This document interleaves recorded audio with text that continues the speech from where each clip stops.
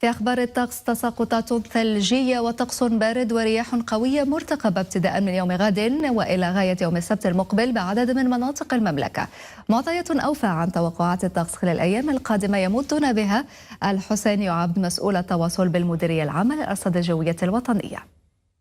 ابتداء من يوم الأربعاء بحول الله، وستعرف الحالة الجوية العامة تغييرا نتيجة لاقتراب منخفض جوي بالمغرب، وبالتالي فمجموعة من الأمطار بحول الله ستهم بلادنا ابتداء من بعد زوال يوم الأربعاء. ستهم في بادئ الأمر السهول الأطلسية الشمالية، لتنتقل بعد ذلك خلال ليلة الأربعاء ويوم الخميس لتعم من المناطق الشمالية، المناطق الوسطى للبلاد، مرتفعات الأطلس، المناطق الداخلية، السهول الداخلية والشرقية للبلاد.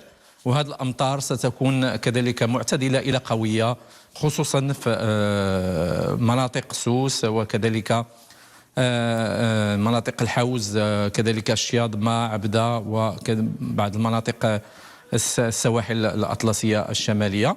وهذا الاضطراب الجوي بحول الله سيستمر إلى غاية يوم الجمعة بحول الله، وسيكون كذلك مصحوب بتساقطات ثلجية ستهم مرتفعات الأطلس الكبير والمتوسط، وكذلك المناطق الهضاب العليا لشرق البلاد ومناطق الريف.